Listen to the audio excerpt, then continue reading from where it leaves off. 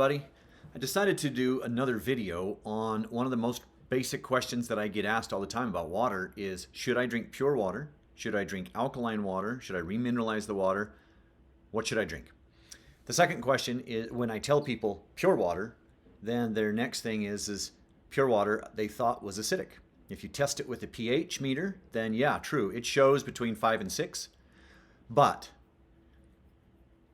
pure water absorbs carbon dioxide out of the air, the purer it is, and so that's how it creates carbonic acid.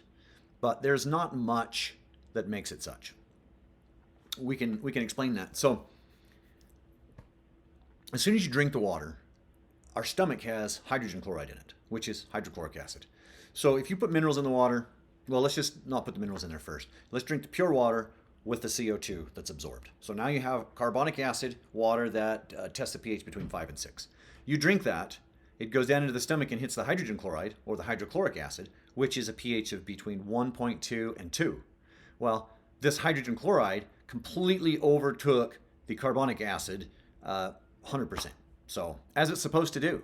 So we'll look here real quick at this slide showing the difference. See how much stronger hydrochloric is, and that's your gastric juices. And now, because it was pure water with no additives, it can be shuttled faster and with less effect on those gastric juices. You see, the gastric juices also has potassium chloride and sodium chloride as part of its makeup.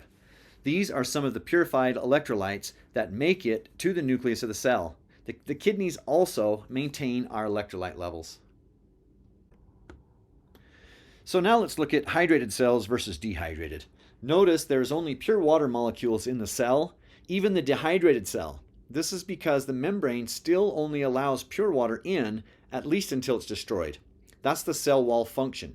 This is why understanding osmosis is so important. Notice the cell in the first beaker is showing osmosis, shrinking the cell to dilute the salt on the outside. It's looking for equilibrium. Now the second beaker is showing more of the water being squeezed out of the cell because of concentrated solutes. The third beaker is showing equilibrium. The cell is able to fully express itself. This is called isotonicity. The illustration shows our cells under 3 different solutions. Isotonic is when our cells already have the available electrolytes and we drink pure water. Isotonicity is achieved. Hypotonic and hypertonic are electrolyte imbalances. Hypotonicity. In a hypotonic environment, fluid will enter a cell and cause it to swell and burst because the cell has absorbed more electrolytes than it should have. Higher inside osmotic pressure. Hypertonicity. The cell will shrink by loss of its fluid to the surrounding environment. High osmotic pressure on the outside, and the main cause of that is drinking water that's alkaline or high in added minerals. This is what a lot of people suffer with because of a lack of knowledge on how our body works and because of various marketing campaigns. It skews people's understandings. So, hypertonic dehydration. 1, more water is lost than solute. The signs are thirst, concentrated urine, low urine volume, dry mucous membranes, dry skin, dry tongue, decreased tearing, and sunken eyes. That was most of my life, and I thought it was hereditary. So we have established why we need to drink pure water. Now let's take a look at a good source of minerals and electrolytes that have a much better potential at actually getting to the cells. Plants. Fruits, vegetables, roots, leaves, seeds. Let's look at an expanded view. On the right side, there's a channel holding the xylem and the phloem. The phloem transports sugars and amino acids and such, but for this video, we're going to concentrate on the xylem because the xylem carries the minerals.